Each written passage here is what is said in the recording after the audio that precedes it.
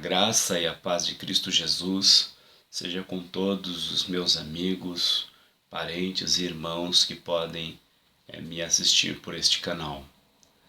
Todos os anos, pela graça de Deus, eu procuro fazer meditações, seja no Natal, no fim do ano ou no início do ano, como tenho colocado postagens em meu blog. A meditação no dia de hoje é uma que costumo fazer também todos os anos. Ela se encontra na Bíblia Sagrada, no 5º livro do Pentateuco, nos 5 primeiros livros da Bíblia. Deuteronômio é denominado o seu nome, Deuteronômio capítulo 11, os versículos 7 ao versículo de número 12.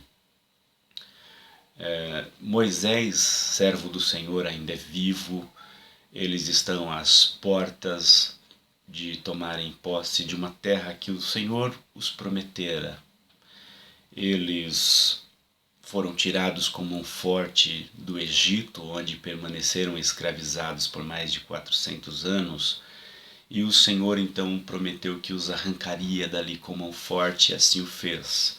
Eles já passaram por todo o deserto e estão diante da promessa, da terra prometida, que acima de tudo é desconhecido para eles. Assim estamos nós também.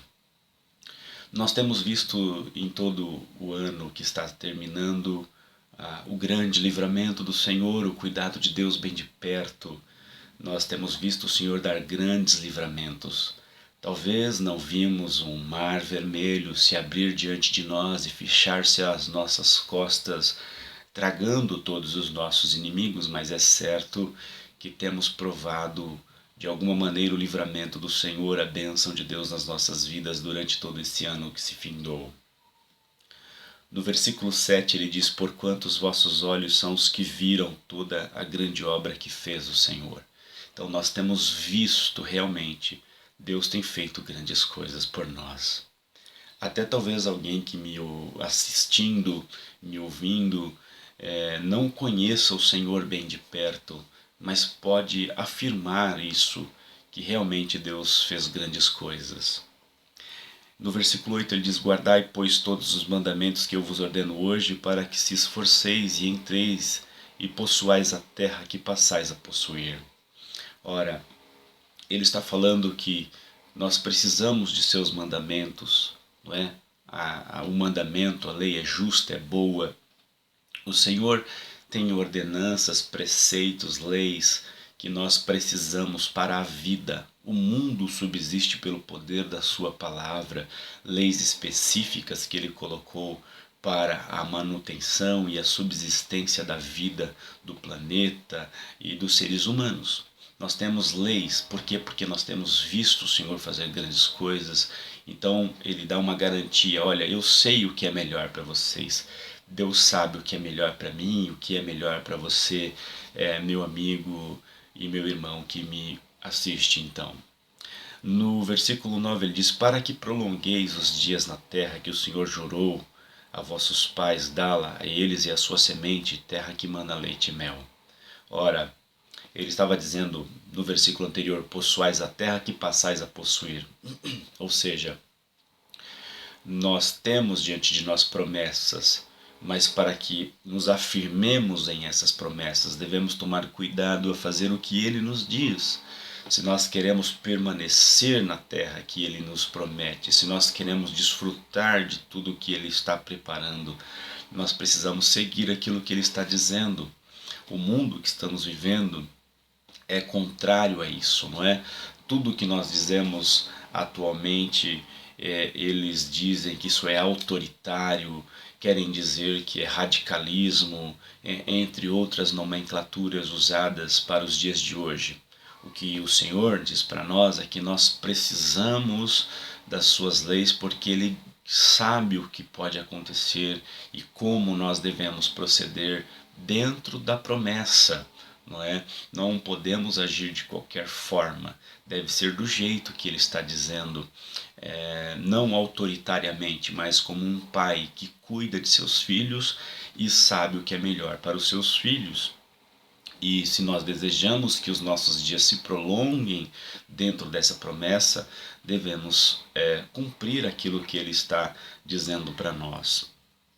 Ele diz mais, porque a terra que entras a possuir não é como a terra do Egito, de onde saíste, em que semeava a tua semente e a regava com o teu pé como uma horta.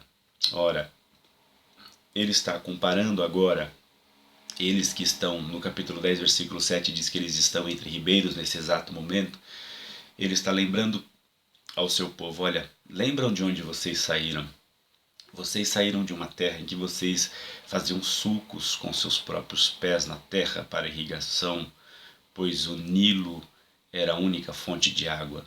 As chuvas são escassas naquela região, então vocês eram escravos e com os próprios pés faziam deles instrumentos para irrigação. E Deus está dizendo, não é assim na terra que eu garanto para vocês. A terra que eu estou dando a vocês, aquilo que está diante de vocês não será assim. Eles estão diante do desconhecido, eles não sabem o que os aguarda. Deus sabe. Nós também não sabemos o que nos aguarda para o próximo ano, o que está por acontecer na nossa vida. Nós temos apenas o Senhor dizendo para nós que Ele sabe o que está por acontecer e a promessa de que o que está por vir é melhor do que de onde nós saímos, do que está acontecendo até agora. Deus tem algo para nós, Deus tem algo prometido, planejado para nós. Não é? O cuidado de Deus é certo.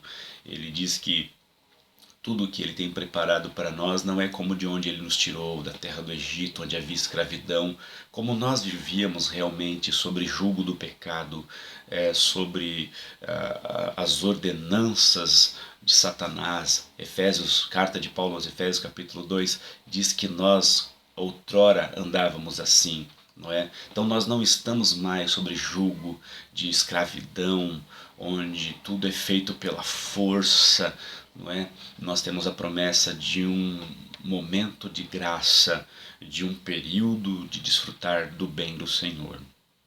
Então, não é nada comparado com a vida que nós passamos.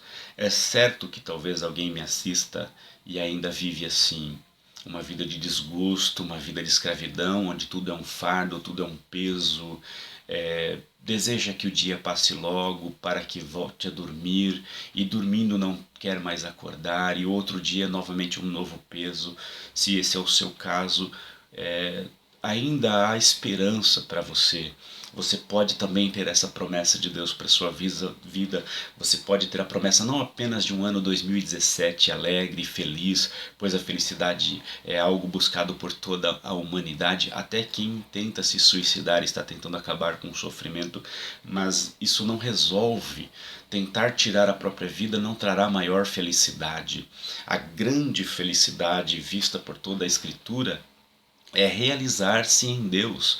A felicidade, a bem-aventurança, a alegria é o homem poder estar em Deus e sentir-se feliz, realizado e alegre nele. Nada pode nos preencher, nos realizar, nos locupletar, senão o próprio Deus, pois Ele nos fez para si mesmo. Romanos capítulo 1, carta de Paulo aos Romanos, vai dizer isso, que Deus nos criou para a sua glória, a humanidade foi criada para a glória de Deus, mas esta, ao invés de glorificar aquele que o fez, o Criador, passou a adorar as coisas criadas. Então, tudo isso trouxe problema para a humanidade, mas a verdadeira felicidade está no homem encontrar-se com aquele que o criou e se satisfazer nele. Por isso Deus enviou o seu Filho, porque Cristo é o único que pode tornar-nos felizes.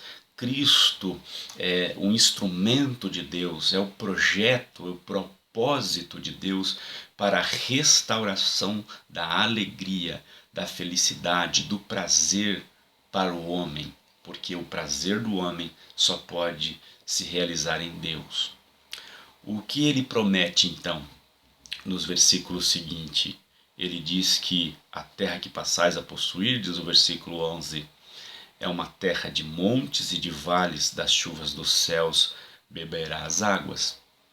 Ora, alguém me assistindo pode dizer, mas eu tive momentos muito duros este ano. Não foram todos felizes. Tiveram meses horríveis, ou alguém que esteja ainda passando por alguma enfermidade, esteja sobre um quarto de hospital, em algum tipo de tratamento de câncer ou de qualquer outra natureza. A palavra de Deus nos garante que a vida não é feita só de momentos bons, não é? A Bíblia diz que Deus fez um dia em oposição ao outro para que o homem nada descubra debaixo do sol. Eclesiastes vai dizer isso. Ou seja, a vida é isso. A vida é momentos bons e a vida também tem momentos ruins. E por isso que ele diz, olha, porque a terra que passais a possuir, ela é uma terra de montes e de vales. Ou seja, o povo antes de entrar na terra prometida está sendo alertado, olha, a terra que vocês vão possuir não é uma terra apenas de planícies, não é apenas uma terra plana, vocês terão montes e terão vales nessa terra. Deus não nos engana. O Deus das religiões pagãs é um Deus que engana as pessoas, prometendo apenas vida boa, fácil o tempo inteiro. O nosso único soberano Senhor não faz esse tipo de promessa. Ele não nos engana, ele nos mostra a realidade, ele diz para nós, olha, o ano que vem, o que vocês estão por possuir, o que vem pela frente, é um lugar maravilhoso, não porque tudo lá é perfeito, porque lá apenas é plano, porque não existe montes e não haverá dificuldade, não, muito pelo contrário, ele é maravilhoso porque o Senhor já nos avisa como será e nós sabemos como nos comportaremos diante da novidade do que nos aguarda. Haverá montes, haverá vales, nem tudo será como nós queremos, mas o maravilhoso disso tudo é porque isso é vida. Vida é isso, a vida é maravilhosa porque nós não a compreendemos na sua totalidade, a descobriremos com o passar dos dias. Isso é viver, louvado seja o nome do Senhor. Então, ela é uma terra de montes e de vales e que ela também deve beber das chuvas dos céus. Se nós lembrarmos os salmistas, nós encontramos os salmos de confiança e encontramos também os salmos de desespero. O salmo de número 23, o versículo de número 5, se não me engano, o salmista diz assim: ainda que eu andasse pelo vale da sombra da morte, não temeria mal algum, porque tu estás comigo. Ora, o que é isso senão alguém que está no monte da confiança, dizendo, ainda que eu andasse pelo vale, ou seja, ele está num monte de uma confiança no momento ao falar isso, está seguro que o Senhor está com ele, não é? Ele disse no versículo 1, o Senhor é o meu pastor, nada me faltará, ou seja, ele está no monte da confiança.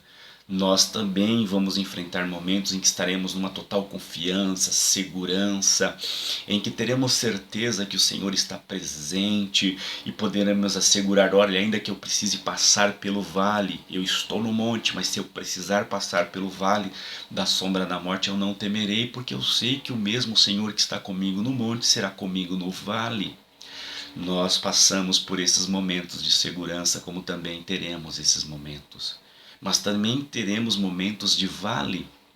Todo ser humano passa pelo vale e o que nos aguarda por diante talvez sejam momentos difíceis de vales, duradouros momentos de vale, como alguns estão passando até agora. Mas temos outro salmo em que o salmista está no vale e ele diz assim: eleva os meus olhos para os montes, de onde me virá o socorro? Ora, onde ele está, senão no vale? Desde o vale olhando para os montes, desde o vale esperando pelo socorro, desde o vale em aflição, em tribulação, em sofrimento, esperando por um socorro, olhando para os montes e dizendo, de onde me virá o socorro? Nós teremos momento em que passaremos por vales, talvez em dúvidas de quando virá o socorro, como alguém talvez esteja passando nesta hora, ansiando por um socorro, dizendo o ano está por terminar e eu não vi o socorro de Deus. Mas a palavra de Deus nos garante que o salmista disse, o meu socorro vem do Senhor que fez os céus e a terra. Não vem dos postes ídolos que foram colocados sobre aqueles montes, não vem de nenhuma nação que talvez esteja por detrás dos montes. O socorro vem do Senhor que fez os céus e a terra. Nós passaremos por momentos de vales, mas o Salmo 133 nos garante que o orvalho desce sobre o monte Hermon. Mas não fica parado lá no topo do Hermon, muito pelo contrário, ele desce por todo o monte. Ele desce por toda a montanha e chega também até o vale, louvado seja o nome do Senhor. Ou seja, ainda que você esteja no vale, o orvalho do Senhor não lhe tem faltado. O orvalho da graça, da presença, da segurança, da certeza de que o Senhor está com você ainda que você esteja no vale. Essa certeza e essa segurança não lhe faltará também. O Senhor nos garante que ainda que andemos pelo vale, Ele está conosco. O orvalho de Deus nos alcança aí também. Nós temos, para já irmos concluindo, ele dizendo então que essa terra bebe das chuvas que descem do céu. Ou seja, ainda que tenhamos todas essas promessas, nós nunca devemos nos esquecer que a provisão vem de Deus, ou seja, a chuva vem dos céus. Nós dependemos de Deus para a continuidade da nossa vida. Não pode ser diferente aquilo que nos aguarda adiante. Nós devemos continuar dependentes, totalmente dependentes do Senhor. Imagina você precisar de chuva para plantar e depender de outra chuva para colher. Isso é uma dependência absoluta. Nós hoje em dia que estamos em cidades grandes, eu numa megalópole como São Paulo, eu não tenho noção do que seja depender de chuva para plantar e colher. Mas era isso que Deus estava falando para eles, que a terra que eles estavam passando a possuir era uma terra que beberia das chuvas que descem dos céus. O Egito tinha apenas o Nilo e raras chuvas, uma escassez de chuva. Mas Deus está falando para eles, vocês não precisam mais depender de Nilo, porque eu humilhei o Nilo há pouco diante de vocês, para provar que eu sou o único Deus a quem vocês devem olhar. Então eu mando chuva na estação própria. Então nós devemos continuar na dependência de Deus. Jeremias no capítulo 2 e no versículo 13, ele diz: o meu povo cometeu duas maldades. A mim me deixaram, que sou manancial de águas vivas, e cavaram para si cisternas rotas, cisternas que não retêm água. Olha, Deus diz que o seu povo cometeu duas maldades. Primeiro, se esquecer de Deus. Segundo, tentar provocar algo que substitua a dependência divina. Não é cavar uma cisterna é dizer, eu tenho recursos e meios para que eu não dependa mais de Deus. E o Senhor Deus disse que essas cisternas estavam rachadas, rotas, e elas não podiam reter água. Toda e qualquer pessoa que tenta viver sem Deus, tirar a dependência de Deus, estará cavando para si cisternas rotas. Todos os que cavam, cavam para baixo, não é? Estão cavando com as próprias mãos um subterfúgio, uma tentativa de não depender mais de Deus, mas isso é em vão. Nós precisamos continuar dependendo de Deus no ano que se inicia. Aquilo que está diante de nós chama-se dependência divina. Louvado seja Deus. Finalizando o versículo 12, ele diz: terra que o Senhor teu Deus tem cuidado. Os olhos do Senhor teu Deus estão sobre ela continuamente, desde o princípio até o fim do ano. A promessa de Deus é que os olhos do Senhor estão sobre esta terra.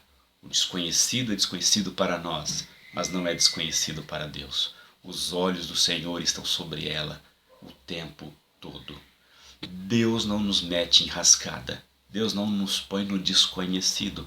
Ele conhece estas coisas. Essa é uma garantia que nós temos. Os que pertencem ao Senhor. Os que não pertencem ao Senhor não podem dizer o mesmo. O Salmo de número 73, Asaf está se queixando diante de Deus porque tem purificado o seu caminho, mas tem olhado os ímpios e estes estão prosperando. O que ele tem por revelação de Deus é que mesmo que os ímpios são aqueles que vivem na prática do pecado, ou seja, não tem nenhum pudor em fazer aquilo que Deus abomina, não é? Os ímpios, eles, por mais que prosperem, isso não quer dizer nada. Ali o Senhor estava dizendo sobre a falsa ideia, a teologia de que porque alguém está indo bem, Deus está a seu favor. Muito pelo contrário. não é? Porque o que o Senhor revela a Asaf naquele momento é que por mais que os ímpios estejam prosperando, Deus não tem nenhum compromisso com eles. Ali no Salmo 73 é visto que eles estão em lugares escorregadios e no momento, pronto, eles já não existem mais. Deus diz que eles são como um conto ligeiro, são como um sonho noturno que ao se acordar não se recorda mais deles. Ou seja, Deus não tem nenhum compromisso em se lembrar daquele que não lhe teme. O texto está dizendo que os olhos do Senhor estão sobre a terra e esta promessa é feita para aqueles que entendem o valor da presença de Deus, dos olhos de Deus, de ser cuidado pelo Senhor. Nós temos a garantia da parte de Deus que os olhos dele estarão conosco por tudo o que está por vir. Essa é uma garantia que nos conforta, de saber que o Senhor está conosco. Mas os ímpios não podem saber disso. Eles não têm certeza de coisa alguma, não é verdade? Pessoas que estão fazendo as coisas erradas não sabem até quando isso acontecerá. Pessoas que vivem numa incerteza, numa insegurança, porque não têm certeza se Deus está com eles, não é? Mas nós que pela graça fomos chamados, que o Senhor nos tem chamado e nos sustentado até aqui, temos essa certeza de que Ele está conosco e de que seus olhos estão naquilo que está por vir. E Ele diz mais, esse cuidado de Deus está continuamente desde o princípio até o final do ano. Ou seja, entrando janeiro o Senhor cuidará, fevereiro Deus cuidará, março Deus cuidará, e chegando novamente em dezembro temos a segurança, a certeza de que Deus estará olhando novamente. Deus não tirará o seu cuidado e os seus olhos de todo este ano. Eu não sei o que nos aguarda. Eu tenho uma certeza que Deus estará conosco como esteve todo esse ano. Passamos um ano difícil, um ano de muitas dificuldades. Coisas importantes aconteceram, coisas ruins aconteceram, coisas muito boas aconteceram, porque o Senhor cuidou de todo este ano que está terminando. E a promessa dele é que o próximo ano ele estará conosco, não para dar apenas momentos alegres e felizes, estará conosco para nos garantir que ainda que andemos pelo vale da sombra da morte, ele estará conosco, cuidando de nós, os olhos dele em todo o tempo conosco, não para nos trazer medo, não é? Porque para alguns os olhos do Senhor significa medo, mas os olhos do Senhor quer dizer que ele estará cuidando de nós, e assim será. Que Deus em Cristo nos ajude, que seja um ano para a glória do seu próprio nome, como foi esse ano, onde tudo terminamos para a glória de Deus e cremos que tudo começará para a glória de Deus. Um feliz 2017 a você, a toda a sua família. Que seja um ano, ainda que de montes e de vales, mas que não falte a presença de Deus. Se você não tem certeza da presença de Deus na sua vida, pense sobre isso. Pense o quanto tempo isso ainda pode durar.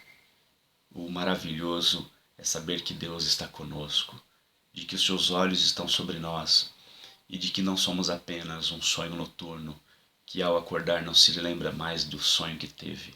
Nós não queremos ser assim, nós queremos ser conhecidos de Deus, nós queremos ser amados de Deus em Cristo Jesus, pois Jesus foi quem foi ao patíbulo da cruz para nos garantir tudo isso, para que nós tenhamos a certeza da nossa salvação, por Cristo que nos amou, pela graça que é concedida, pela perseverança que Deus nos dá pelo seu Espírito Santo, nós temos a certeza de tudo isso. Um feliz 2017. Deus em Cristo continue nos abençoando. Em nome de Jesus. Tchau, tchau.